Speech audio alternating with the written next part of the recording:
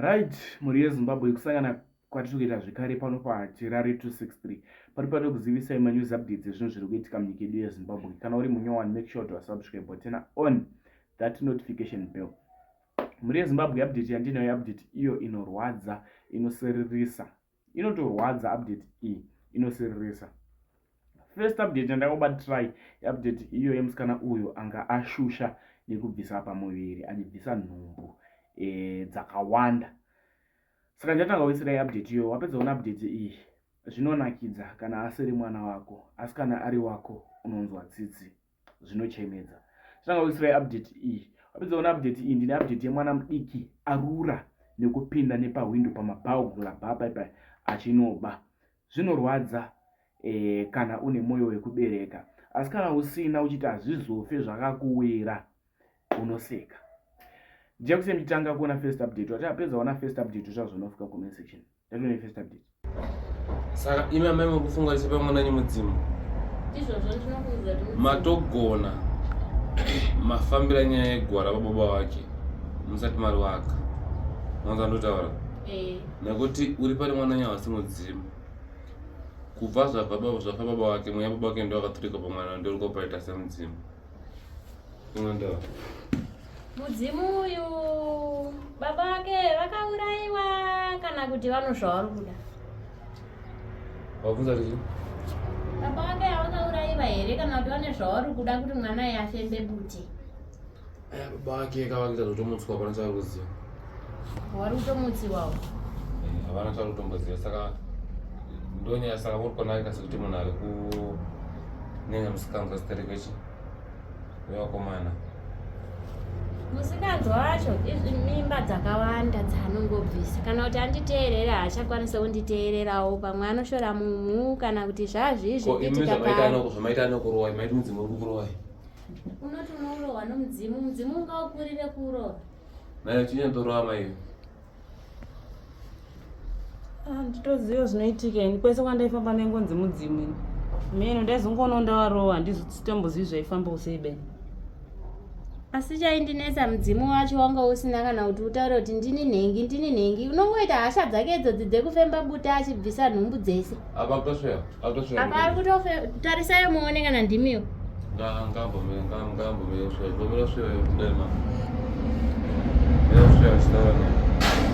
ndingati chitara nendanoita so wandirana otanga kusvera futi. Buti rinondinetsa kuti handitombogoni kugara ndisina, ndikatogara ndisina ndotorudzwa kurwara ini. Ndinotogara ndichingokuta ndotozvise mimba chi. Ndikangoita mimba ndongonzwa bhoika neni. Ndongonzwa pfungwa dzekuti handifaniri kuigara nemimba. Dzamimba ngani dzawabvisa? 7 dzakwana 7. Achapedzera afa. Nekutanga ndabvisa ndine 16. Ndezvo zvadza pasi pa7 dzakwana. Amai aarekeze kufa because mwananyi ari kupinda mubhava. Anobuda nepahwindo, ndinotovhara hwindo, ndinovhuriwa ndisingazviziva kuti mwana atobudawo. Kuseni kuchiedza wenini ndinomukawo ndonguva yaanovhurawo dho obuda. Hamene kuti ane makiye spare here kana kuti zvii zvinoitika paari. Inini ndatokundikana, dai vana vaitengeswa uyu ndaimbomutengesawo. Ini ndikatorara mubhava mama akasheka. Mubhava ndotonzwa zvichitondiitira, kurara mubhava hazvitondiitire.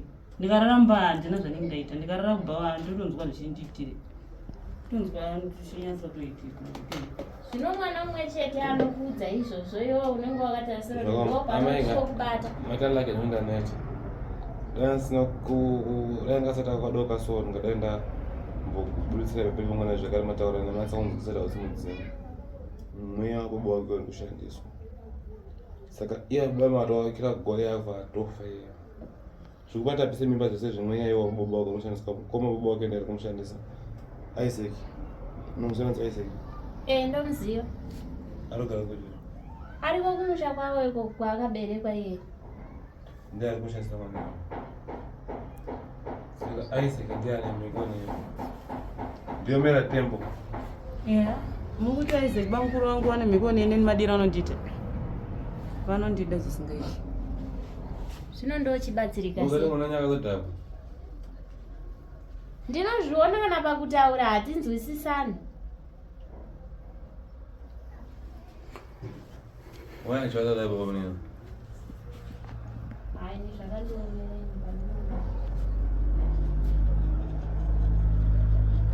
Shishinoita kuti aiti baba mukuru akamadzi anoaita. Chini ndaifungidzira kuti pamwe vanongofungidzirawo kuti sezvo iye ari nhererawo ari ndiye egawo zaire gondo vakati regai timubvisewo unherera timuratidzewo kuti aiva baba mukuru wako tichiripo tisingazivewo kuti pakati pavo naiyeyo pato zviri kuitika. Ndikutozvinzwawo nhasi. Atoroyawo. Atondiroya. Atoroya mushama waatoroya. Nekuti makatasana nombudza abvisa zvakatosimbisa shavelo royenga riri paari. Saka uyu handigona kupedza nyaya yake asati agerwa. Ndikuda kuti atogerwa musoro last time. Harisi rasta. Akandichengeta rasta remudzimu achinyepera kunzi nemudzimu kana mudzimu. Aya pamwe akageriwa angadzoke kuita mumba inotoita basa maruto ouyawo nezano rekuti ageriwe. Ndakundikana. Manje bamukuraizeka wakatoti musoro haufanira kutogerwa. Saka handitozoziva. Bamukuraizeka wakati musoro haufanira kutogerwa. Ndozvavakandiudza bamukuru wangu baba wangu iwe wasara. Saka iwewe waakuteerera baba mukuru yena watokuteerera inini. Kandi upenyu wangu unozofambe. Zvinotadza kufamba nei kunge iwo ndo akakubereka. Handi ndo baba wangu iropa rangu. Baba wako akafa. Aya mai. Akasheka zara rakadzika nemwana achiti achazozvara rini. Ukatotaura naye nenyaya yekuti nhaiyewo uchasvika riniko usinawo yako imba anobva atotora kuti izvozvo hazvimanikidza. Nyaya yekundodza ndeyekurova mai. Saka alright. Rekedza ndigadzire ivhu rekumusha kwa gero ramadzoka naro. Ungatoite basa. Zvinokana iwo akati nyaya ndipafoni ngenevhu rekumusha kumwana nemumoyo. Ndoti musati makagwara kuti ndaitigadzirisa ndizvo. Mataita basa ndakundikana. Last update iyo yemukomana uyo wechidiki airura nekuba zvinhu zvevanhu mudzimba. Ndichakusiyai muchiona update. Wapedza kuona update utaura zvinofika comment section. Inse mukomana ndafunga kukusiyai. Tinosangana zvekare munguva inotevera. Aitora kuti. Wakaitora kuti. Amai wangu mchitonogara mundu wake. Imba ine maruwa so. Ndipo. Ndipo. Taura chokwadi ndizvo ndikuda. Handikuendisi. Right. Taura vatora. Ndinangu. Wakapinda nepai? Ona mira taura. Taura bati. Yanga yakasheda. Yanga yakasheda foni inema. Mwari. Mira kuzi bati. Ini ndi bana munhu wekutogeta kuti anonditi nchipota nchogadzira. Sakati ndiye akatonditi chitsvaga imwe ndikugadzirire futi. Ndopano ndakazotora yanga yashedha. Ndatoita togeti ndikaisiwa LCD.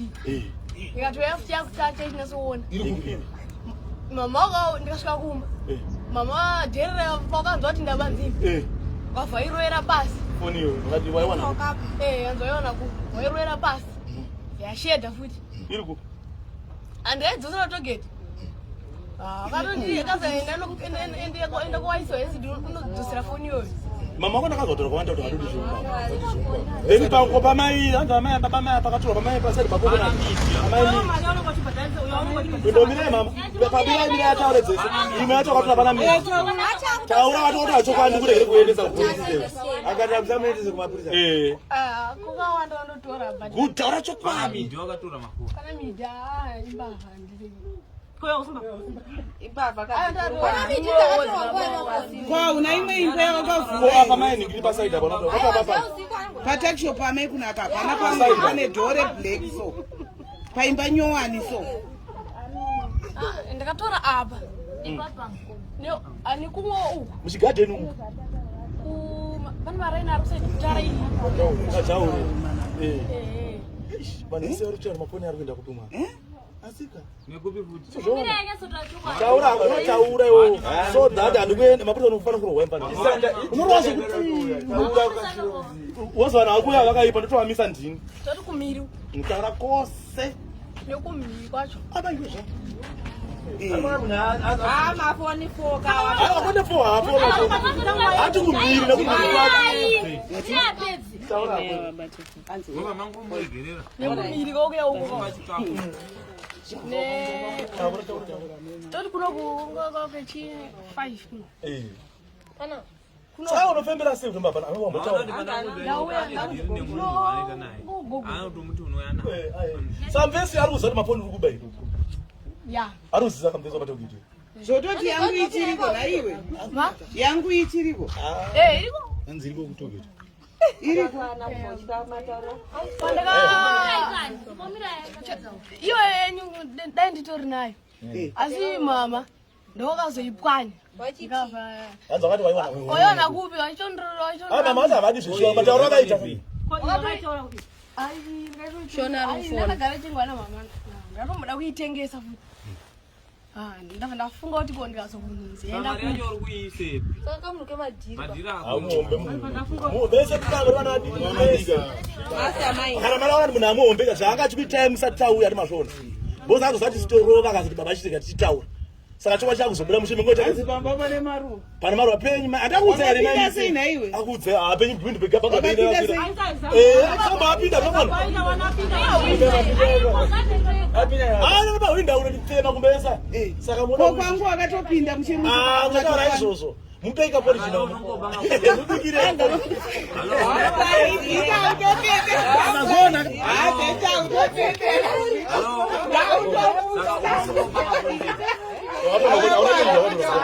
Kutama phone chat. Jerry kampana unoza iwe Jerry amazona. Ndoba akabira phone. Mama mimi set. Mimi. Akakubukira mbeto waide yataiswa ngamani. Amari kutora. Mafoni. Mama listen. Ana uvura mbedhe wenyero. Akavhura. Waichage ipasombe. Waichage pasombe, waichage mari. Pandakapinda nini ka kusaidi kwacho unombeda wakatopushika Nokuti waje. So hapana apana mbona pakapinda kubuda pepe. Wakati ndiaufa ari Aufa kabisa. aufa apinda busy mbani lo ndi ari kuba mafoni ari yeyu aufa Aufa. Mwana maita problem yekuti munokata nyaya dzitauro. Mwana anga irondedzera kwakaba kwe. Mimi Mutaurisa madzimai. Ndopate naye. Kwa iwewe pane vamwe amai vane foni nyowani so. Vanogara padhuze nepatakishop apo wakabirwa futi svondo iroro. Svondo 1. Nyowani. Taura kosi mpano. Unobva waregedzwa kuendeswa mapurisa. Chamba ndoto yenu. Wakwamara dzose naende wakumira regero. Temira iti bati boterera nditauro. paimba iri apa ainotopera Aiwa ndiye amaining. ikaswa marata Marata mawindo. Ya mining. Ndipazari pakokonati. Ndakumurwa marata Ndi pa mining. Ani manzo. Merijo. Taura. Wakatora phone munhu. Iri kufoni yapo. kutogeti futi Kuti waita Waita zvakanaka. zvakanaka mwana wataura pamwe nepapo. Pamwe. Ari kuanda kuzana kutara padhuze. Saka paipai wakapinda sei paipai? Wakasvika pane dhora rakaita sei? Mira yatotaure munhu. imbeso ndoiti apa pe Yeyu ndeiyi. Ine hombe rapo. Pane dhopa wakapinda Pana marata. ndikuva vamwe ndatosvika ndakagogodzera ndakudza ini ndikaona pana vanhu vamwe vangongobuda vaingongoenda ndaitova nawo amai vavo waitotiona patanga takagara iwewe. akuona yangu handina ndikasvika nawo gogodze ndikana hamuna munhu dhora rasambolokwa pawapinda mudhori nemuvhuranda. muvhuranda Chipinda ndakafamba mukati. ndikatopinda Unaona ndikaona mafoni? paregulator Regulator wakati busy. Thank you. Right taura. pandikaiona ndikati ndabva ndatongoitora ndabva ndatobuda Ona katogita. Togita ndinopana. Taura vanhu vese vanopota. ndikabhabha anogadza mafoni Mumwe ndiani? umwe so anogadza tumafoni Anodhani. Rasta. Mumwe ndiani kuti? ivavo ndavanochengeta Vari tu. Right. Watoka apa kumberi kwauna kumwe wakabva muraini muno. Saka pa sorry taura. Taura pangu ndoda chokwadi ndisazo. Ndida kuzokumbira reggae kudzimba idzo. Santaura chokwadi. So ndakakumbira inini zvaita se zvatonaka. Taura tidzika pacho. kunoku ndikaba apa Pamai ndi apa. Apo ndi papi. neapa pamai apa Awo apa papa ene apa pangu paindi papa. Nepaimba isina kumusoro. kumusoro kumusoro uko papi pa Avabarudzivi, mafoni rudzesa. masamsung machini mawei machichi pane Samsung neimwe itel itel ndinoita nehwei ausamastatu alright yeapapo inge zeti yekuikoneti ekuikoneta tsanamboitira ndoziya inotreka inotrika aunoziva zvako aiwa wakanaka auright unoona kuti munhu wakurudzika nemombe amombe saka iwo right iwo chizwa awataura zvakanaka mbano wako saka kuna kwakambosangana nemari imombe se Usati wapedza. iwo wapedza zvese zvaura unazorudza zvese kuti ndozokudivhenga bosi polisi kukazobuda timwe ndochinokukwadzisa indina ndosvika kuti pana akadai varume ataura zvese hatida kumurova hatida kudii akubva kutiudza zvese so that iwo nyaya yako yareruka saka vanobva kuti muri kufungira kuti hataangodhisira mwana wedu saka ukasiya zvimwe maizvika vanhu vakazoya pano vakakutaura unopinda kastraight saka taura kakwa zvinhu zvako zvese tipii unorava urimo munotonhora